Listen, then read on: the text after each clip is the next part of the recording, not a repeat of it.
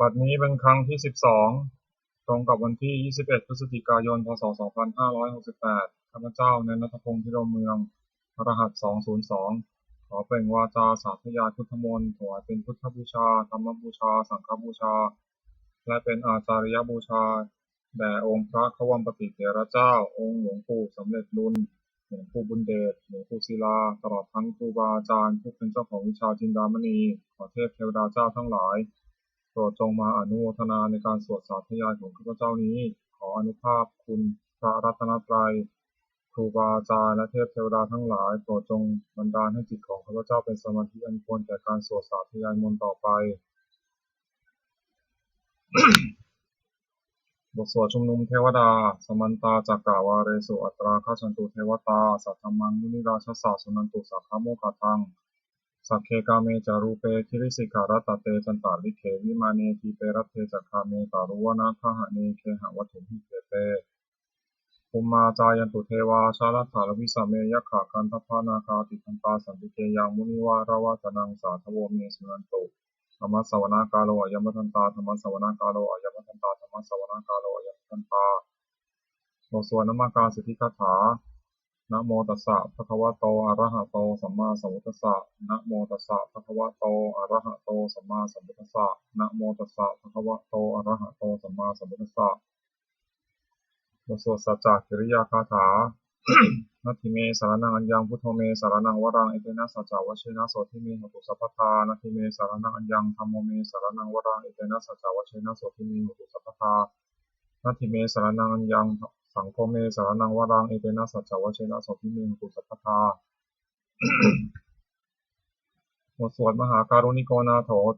ติอาทิกาคาถามหาการุณิโกนาโถอัฏฐายะสัพพปานินางปูเรตวาปารมิสัพพาปัตโตสัพโพธิมุตตมังเอเตนะสัจจวัชเชนะมาโหตุสัพพุปัทถวามหาการุณิโกนาโถหิตายะสัพพปานินางปูเรตวาปารมิสัพพาปัตโตสัพโพธิมุตตมังเอเตนะสัจจวัชเชนะมาโหตุสัพพุปัทถวามหาการุณิโกนาโถสุขายะสัพพปานินางปูเรตวาปารมิสัพโพปูเรตวาปารมิสัพพาปัตโตสัมโพธิมุตตมังเอเตนะสัจจวัชเชนะมาโหตุสัพพุปัทถวาบทสวดมหาสมัยสูตรเอวัมเมสุตังเอกังสัมมยังภควาสักเกสุวิหารติกัปปิลวัตถุสมิงมหาวเนมหาตาภิกขุสังเคนะสัตถินปัจจมเตหิภิกขุสัตเตหิสัพเพเหวะอรหันเตหิทัสสหิจะโลกาธาตุหิเทวตาเยตุเยนะสมิปติตาโหติภควตาทัสสะยะภิกขุสังฆัญจะอาตโคจตุนาสุทาวาสกายิกานังเทวานังเอตัทโหเสยังโกภควาสักเกสุวิหารติกัปปิลวัตถุสมิงมหาวเนมหาตาภิกขุสังเคนะสัตถินปัจจมเตหิภิกขุสัตเตหิสัพเพเหวะอรหันเตหิทัสสะหิจะโลกาธาตุหิเทวตาเยปุเยนะสนิปติตาหุติภควตังทัสสะยะภิกขุสังฆัญจะยานุนามะยัมปิเยนะภควาเตนุปัสสังกามายามะอุปัสสังกามิตวาภควโตสันติเกปัจเจกคาถาทัสสะยามติอัตโคตาเทวตาสายถาตินามาพละวาปุริโสสัมมัญชิตังวาพหังภาษารยะภาษาริตังวาพหังสมิชยะเอวะเมวะสุทาวาเสสุเทเวสุอัตตาระหิตาภควโตปุระโตปาตุระหังสุอัตโคตาเทวตาภควันตังอภิวาเทตวาเอกัมมันตังอัตตังสุเอกัมมันตังทิตาโขเอกาเทวตาภควโตสันติเกอิมังคทังอาภาสิมหาสมโยปวัตนสมิงเทวกายาสมาคตาคตัมหะอิมังธรรมสวยังอภิตาเยวะอัปปราชิตาสังคันติอัตโคอัปปราเทวตาภควโตสันติเกอิมังคทังอาภาสิตัตตะพิทโวสมาทังอสุติตังอัตโนอุชุกามกังสุสารถีวะเนตานิกาเฮตวาอินทิยานินัคันติปันติตาติ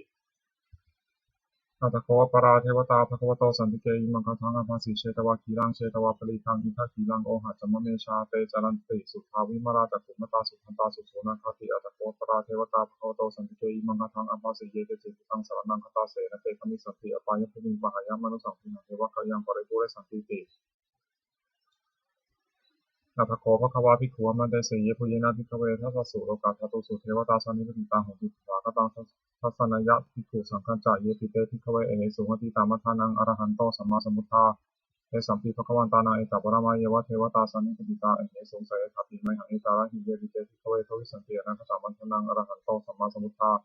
เอสัมปิภควันตานังเอตปรมาเยวะเทวตาสันนิปติตาภวิสันติสัยทัพพิไมหังเอตาระหิอาสิกิสัมมิภิกขเวเทวกายนังนามานิขิตายิสัมมิภิกขเวเทวกายนังนามานิเทศิสามิภิกขเวเทวกายนังนามานิ ทังสุนาถาสาธุกรรมนาสิกขโรธาภาสิสามิติเอวะมะเตติโกเตทิปุภควโตปัจจโสสมภควาเอตัคโวจะสิโลกัมมนุกัสสามิยถาภูมาตัทสิตาเยสิตาคิริทัพพลังปหิตตาสมหิตาปุถุสีหาวาสาลีนาโลมะหังสาธิสัมปุโนโอทาตมัสสาสุทาวิปัสสนามนาวิจาทิโยปัจจสเตยทวาวเนกาปิตวัตเวตโตอมติสัทธาสาวเกสาสเนยตเตเทวกายาภิกันตาเตวิชานาถาภิโวเตจะอัตตปะมะครุตวาพุทธศาสนังเตสัมปาตุระหุยนังอมนุสสานัสสนังอเปเกสตามัทธคุงสหัสสังอัฏฐาสตรินสตังเอเกสหัสสานังอมนุสสานมัทธสุงอเปเกนะตามัทธคุงทิสาสัพพาพุตตาอหุงกัจจสัพพังอภิญญาวะวัคคิตวานะจตุมาตโตอมตะนิสัทธาสาวเกสาสเนระเตเทวกายาภิกันตาเทวิชานาถาภิโวเยวหังกิตายิสามิทิราหิอนุปุพโสสัตตสหัสสาวยขาภูมากาติลวัฏวายทิมันโตชุติมันโตวานวันโตยสัสสิโนมทัมมนาภิกรรมวิภูนังสมิติโมนังชัสสหัสสาเหมวตายขานันนาตวนิโนทิมันโตชุติมันโตวานวันโตยสัสสิโนมทัมมนาภิกรรมวิภูนังสมิติโมนังสาตาคิราติสหัสสายขานันนาตวนิโนทิมันโตชุติมันโตวานวันโตยสัสสิโนมทัมมนาภิกรรมวิภูนังสมิติโมนังอิเจเตโสราสสหัสสายขานันนาตวนิโนทิมันโตชุติมันโตวานวันโตยสัสสิโนมทัมมนาภิกรรมวิภูนังสมิติโมนังเวสามิตาปัจจสตายขานันนาตวนิโนทิมันโตชุติมันโตวานวันโตยสัสสิโนมทัมมนาภิกรรมวิภูนังสมิติโมนังกุมพิโรราชาคหิโกเวปุรสานิเวสนังมิโยนังสตัสสะสังยขานังตุยิรุปัสสติกุมพิโรราชาคหิโกโสภคาสมิติโมนังปุริมันจติสังราชาทัสสะรัตโถปสาสติยะคันทัพพนังอธิปติมหาราชายสัสสิโสปุตตาปิตาสาภาโวอินทมานามหาภลายทิมันโตชุติมันโตวันนวันโตยสัสสิโลมทัมมนาภิกรรมวิกุนังสมิติโมนังทักขินันจติสังราชาวุดุลโหตปัสสะสติกุมพัฒนาธิปติมหาราชายสัสสิโสปุตตาปิตาสาภาโวอินทมานามหาภลายทิมันโตชุติมันโตวันนวันโตยสัสสิโลมทัมมนาภิกรรมวิกุนังสมิติโมนังปัจฉิมันจัตติสังราชาวิรูปโขปสาสตินาคานังอธิปติมหาราชายสัสสิโสปุตตปิตาสาภาโวอินทวานามหาพลายทิมันโตชุติมันโตวันนวันโตยสัสสิโนมทัมนาภิกรรมกุนังสรติโมนังอุตารันจัตติสังราชากุเวโรตปาสาสติยคณาอธิปติมหาราชายสัสสิโสปุตตปิตาสาภาโวอินทวานามหาพลายทิมันโตชุติมันโตวันนวันโตยสัสสิโนมทัมนาภิกรรมกุนังสรติโมนังปุริมาทิสังพระตารัตโททักขิเนนาวิรุณหโกปัจฉิเนนาวิรูปักโขกุเวโรตรังทิสารจตารโลเตมหาราชาสมันตาจตุโรทิสาทัพพลามนะสุวเนกาปิลวัตเวเตสังมายาวิโนทัสสาคุวันจานิกาสถามายาภูเตนทุเวเตนทุวิภูจาวิภูโรสหะจันทโนกามาเสโตจันทินุคันทุนิคันทุจะปนาโทปัมมัญโยจะเทวสุโตจมาตาริกิตเสโนจกันทโพนโรราชาชโนสโพอาคูปัญจสิกโขเจวะทิมพระโตสุริยวัชสายเตจันเยจราชโนคันทัพพาสหาราชุนิโมทัมนาภิกรรมวิภูนังสมิติโมนังอัตตาภูนาภาษานาคาเวสาราสหปัจจกาคัมภะรัสตระอคูปายคาสหยัตถิยามุนาทตารัฐาจาอคูนาคายสัสสิโนเอราวโนมหานาโคโสภคาสมิติโมนังเนนาคาราเชสหสาหารันติทิพาทิชาปกิวิสุทธจักโขเวหายสัตเตวนามชาปตาจิตราสุปันนาอิทิเรสานามังอภัยันตทานาคาราชานามาสิ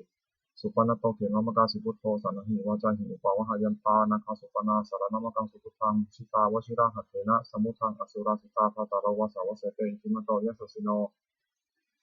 กาลกัญชามหาวิสมาอสุราธนาเวคัสสาเวปจิติสุจิติจาปหาราโทนมุติสหสตัญจพลิปุตนังสัพเพโรจนามกาสันนหิตวาภลิเสนังกาหุปทัพมุปะขมุงสมโยธานิพัทันเตทิปุนังสมิติโมนัง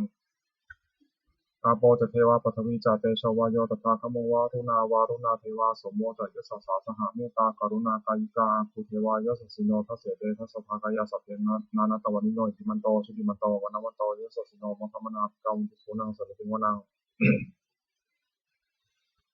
เวนทูจะเทวาสหลีจะอัสมาจะทุเวยมาจันทสุปนิสาเทวาจันทามาคูบุรักิตาสุรยสุปนิสาเทวาสุรยมาคูบุรักิตานะคาตานิปุรักิตวาคูมันทวารหากาวสุนังวาสวเสโตสโคปคาปุรินทโททัสเสเททัสสทากายาสัพเพนานาตวานิโนอิทิมันโตชุติมันโตวันนวันโตยสสิโนโมทวนาภิกรรมวิภูนังสมิติโมนัง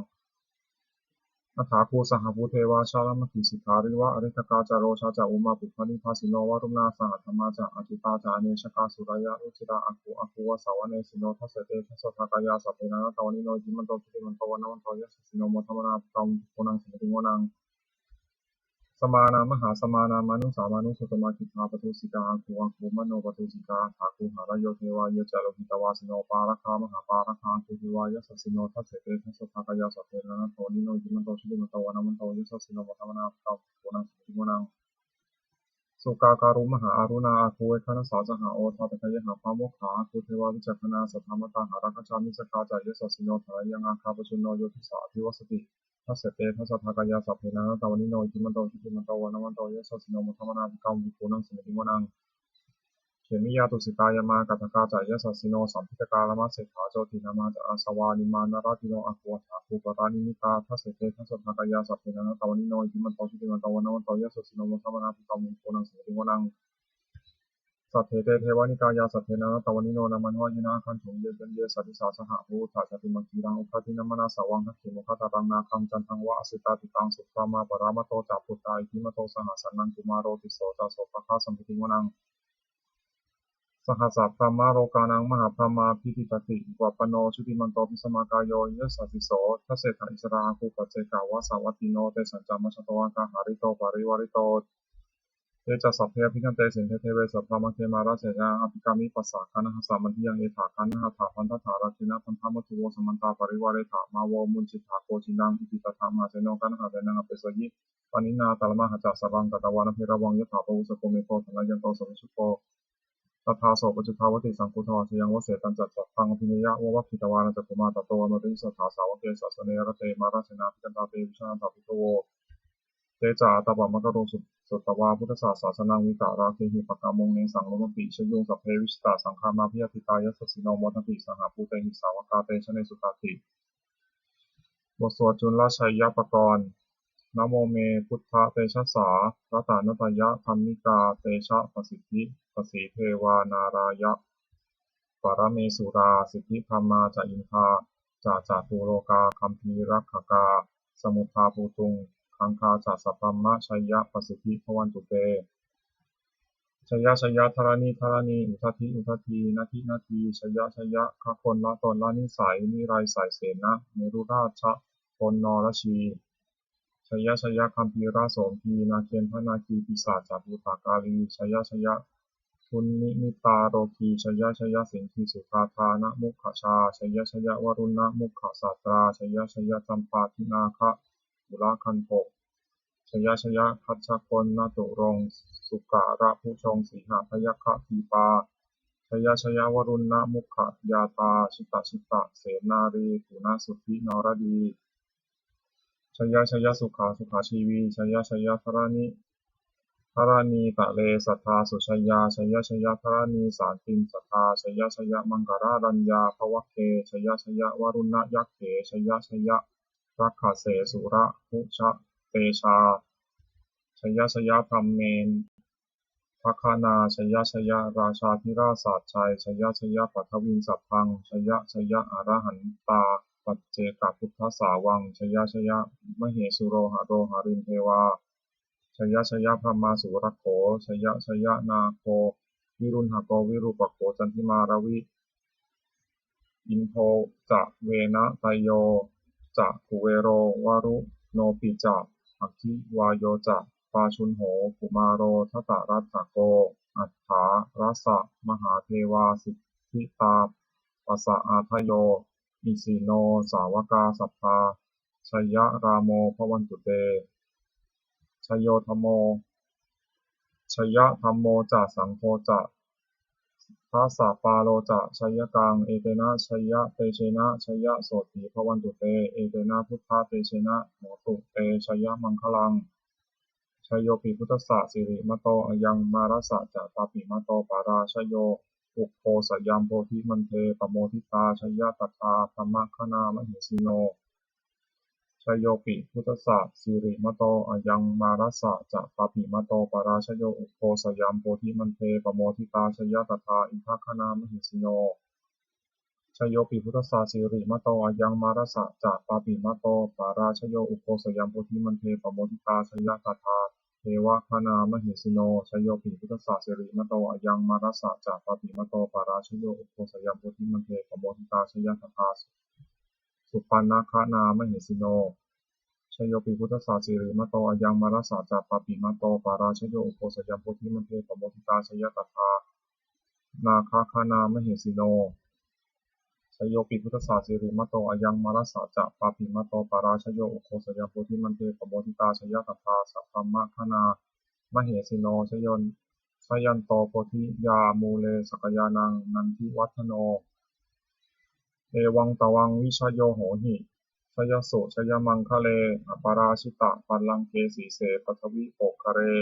อภิเษเกสัพพพุทธานังอัคคปัตโตปโมทติสุนัขตังสุมังคลังสุปภาตังสุหุทิตังสุขาโนสุมุหุตโตจะสุยุทธังธรรมาจาริสุปัทกินังกายกัมมังวาจากัมมังปัทกินั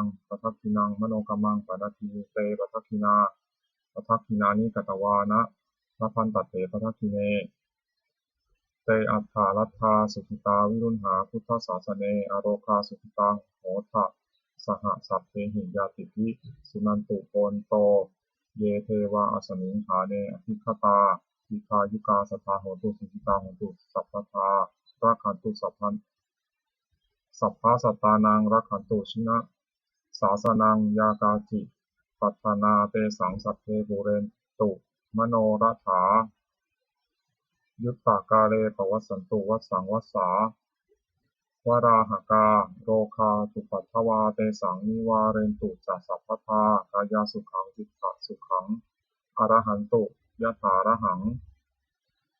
บทสวดธรรมนิยามะสุตตังเอวเมสุตตังเอกังสมยังภควาสาวัตถิยังวิหารติเชตาวเนอนากาปินทิกัสสะอาราเมตตะโกภควาภิกขุอมันเตสิภิกขาวติพัทันเตริเตภิกขุภควโตปัจจสสุงภควาเอตถะโวจะ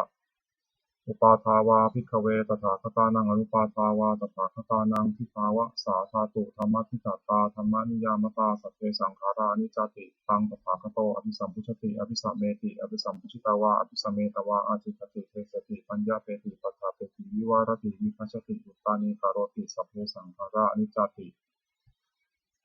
อุปาทาวาภิกขเวตถาคตานังอนุปาทาวาตถาคตานังทิตาวะสาธาตุธรรมทิฏฐาตาธรรมนิยามตาสัพเพสังขาราทุกขาติ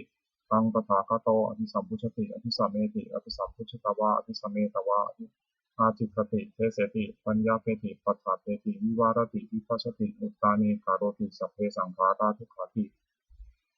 อุปาทาวาภิกขเวตถาคตานังอนุปาทาวาตถาคตานังทิตาวะสาธาตุธรรมทิฏฐาตาธรรมนิยามตาสัพเพธรรมาอนัตตาติตังตถาคโตอภิสัมพุชติอภิสัมเมติอภิสัมพุชิตาวาอภิสัมเมตวานาจิตติเทเสติปัญญาเปติปัฏฐาเปติวิวารติวิภัชชติอุตตานิการโรติสัพเพธรรมาอนัตตาติอิทัมโวจาภควาอัตตมนาเตภิกขุภควโตภาสิตังอภินันทุนติบทสวดพระเทกาตาคาถาแปลอธิตานานวาคามายะนาปฏิกังเขอนาคตังบุคคลไม่ควรตามคิดถึงสิ่งที่ล่วงไปแล้วด้วยอาลัยและไม่พึงพะวงถึงสิ่งที่ยังไม่มาถึงยะธาตีตัมปะหินันตังอัปปัตตัญจานาคตังสิ่งเป็นอดีตก็ลาไปแล้วสิ่งเป็นอนาคตก็ยังไม่มาปัจจุบันนันจะโยธรรมังตถาวิปัสสติอสังหิรังอสังคุปังตังนิพพามนุภรุหเยผู้ใดเห็นธรรมอันเกิดขึ้นเฉพาะหน้าในที่นั้นๆอย่างแจ่มแจ้งไม่งอนแง่ไม่คลอนแคลนขอควรพ่อคูณอาการเช่นนั้นไว้อัจเชวะกิจจมาตัปปังโกชัญญามรณังสุเวความเพียรเป็นกิจที่ต้องทำวันนี้ใครจะรู้ความตายในพรุ่งนี้นาหิโนสังฆารันเตนะมหาเสนนามัจจุนาเพราะการถักเทียมกับมัจจุราชซึ่งมีเสนาบ้านย่อมไม่มีสำหรับเราเอวังวิหาริมาตาเป็นอโหรตะมตันตังตังเวทเทกรโตติสัตโตอจิตเตมุนีผู้สงบย่อมกล่าวเรียกผู้มีความเพียรอยู่เช่นนั้นไม่เกียจคร้านทั้งกลางวันกลางคืนว่าผู้เป็นอยู่แม้เพียงราตรีเดียวก็น่าชมบทสวดธรรมะสังเวคปัจจเวคขณะแปลสัพเพสังขารานิจจาสังขารคือร่างกายจิตใจและรูปธรรมนามธรรมทั้งหมดทั้งสิ้นมันไม่เที่ยงเกิดขึ้นแล้วดับไปมีแล้วหายไปสัพเพสังขาราทุกขาสังขารคือร่างกายจิตใจและรูปธรรมนามธรรมทั้งหมดทั้งสิ้นมันเป็นทุกข์ทนยากเพราะเกิดขึ้นแล้วแก่เจ็บตายไปสัพเพธรรมาอนัตตาสิ่งทั้งหลายทั้งปวงเป็นทั้งที่เป็นสังขารและไม่ใช่สังขารทั้งหมดทั้งสิ้นไม่ใช่ตัวไม่ใช่ตนไม่ควรถือว่าเราว่าของเราว่าตัวว่าตนของเราทุกวังชีวิตตังชีวิตเป็นของไม่ยั่งยืนทุกวังมรณังความตายเป็นของยั่งยืนอวสังมายามริตับพังอันเราจะพึงตายเป็นแท้มรณะปริโยสานังเมชีวิตตังชีวิตของเรามีความตายเป็นที่สุดรอบชีวิตตังเมอนิยตังชีวิตของเราเป็นของไม่เที่ยงมรณังเมนิยตังความตายของเราเป็นของเที่ยงวัฏฏะควรที่จะสังเวช อายังกายโยอจิรังร่างกายนี้ไม่ได้ตั้งอยู่นานอเปตาวิญญาโนครั้นปราศจากวิญญาณจุดโทอันเขาทิ้งเสียแล้วอภิเศษสติจากนอนทับปัทวีนซึ่งแผ่นดินกาลิงคารังอีวะประดุจดังว่าท่อนไม้และท่อนปืนนี้รัดถางหาประโยชน์นี้ได้อนิจจาวัฏสังขาราสังขารทั้งหลายไม่เที่ยงหนออุปาทวะยะธรรมนิโนมีความเกิดขึ้นแล้วมีความเสื่อมไปเป็นธรรมดาอุปชิตวานิรุตชันติมันเกิดขึ้นแล้วย่อมดับไปเตสังวูปะสโมสุขโขความเข้าไปสงบระงับสังขารทั้งหลายเป็นสุขอย่างยิ่งสัพเพสัตตามรันติจะสัตว์ทั้งหลายทั้งปวงกำลังตายอยู่มริสุจะมริสเรที่ตายแล้วและกำลังจะตายปเถวะหังมริสามิเราก็จับตายอย่างนั้นเหมือนกันนัตถิเมเอทะสังสโยความสงสัยในความตายนี้ย่อมไม่มีแก่เราเลยบทสวดเมตตายังกินจิกุสลังกัมมังสัพเพหิ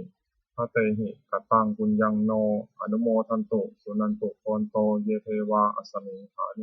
อธิคตาทิคายุกาสภาโหตุสุขิตาโหตุทุกขาปมุญจันตุมาตาปิตาสุขิตาโหตุทุกขาปมุญจันตุสัพเพยาติกาสุขิตาโหตุทุกขาปมุญจันตุสัพเพอายาติกาสุขิตาโหตุทุกขาปมุญจันตุสัพเพทิสาสัพเพยัคขาสัพเพเปตาสุขิตาโหตุทุกขาปมุญจันตุสัพเพอาจาริยุปปัชชายะสุขิตาโหตุทุกขาปมุญจันตุสัพเพนักขัตตาสุขิตาโหตุทุกขาปมุญจันตุสัพเพเทวาสุขิตาโหตุทุกขาปมุญจันตุสัพเพสามาตินังสมิจฉันตุโวบทสวดบูชาหลวงปู่ทวดนะโมโพธิสัตว์อาคันติมยะอิติปะคะวานะโมโพธิสัตว์อาคันติมยะอิติปะคะวานะโมโพธิสัตว์อาคันติมยะอิติปะคะวาปฏิภาณคาถายาเทวตาสันติวิหารวาสนีปุเตคะเรโพธิคะเรตหิงตาธรรมะทานินาภวันตุปูชิตาโสถิงกรณเตทาวิหารามันทะเรเถราจมัชชานวกาสติโพสารามิกาธานปฏิวสกาธามาจเทสานิธมาจอิสราสัพพานพุทธาตาพรตุเตชาลาบูชาเยติจาทัสสัมภวาสังเกตชาตาอัทโวปปาติตานิยานิกังธรรมวรังปฏิจเตสัพพิติภาษากรณตุสัมพยังธาตุจิรังสตังธโมธรรมัทราจักปุคราสังโฆโหตุสมะโควะอัฏฐายะจาหิตายะจาอันเหรัคตุสัทธโมสัพเพติธรรมจาริโนวุฒิสัมปาปุณยามะอเมอริยปะเวทิเต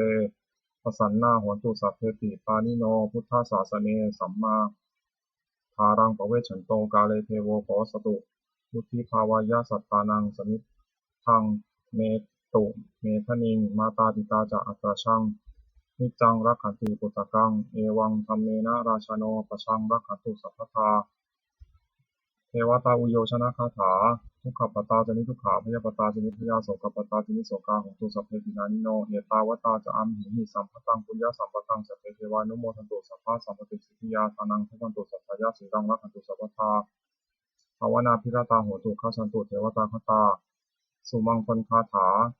โหตุสัพพังสุมังคลังรักขันตุสัพพเทวตาสัพพพุทธานุภาเวนะโสติโหตุนิรันตรังโหตุสัพพังสุมังคลังรักขันตุสัพพเทวตาสัพพธรรมานุภาเวนะโสติโหตุนิรันตรัง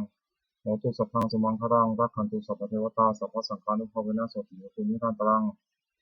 สัพเพพุทธาพระปัตตาปัจเจกนันตยังพลังอรหันตานันจัตเตชนะรักขังพระธรรมิสัพพโสสัพเพพุทธาพระปัตตาปัจเจกนันตยังพลังอรหันตานันจัตเตชนะรักขังพระธรรมิสัพพโส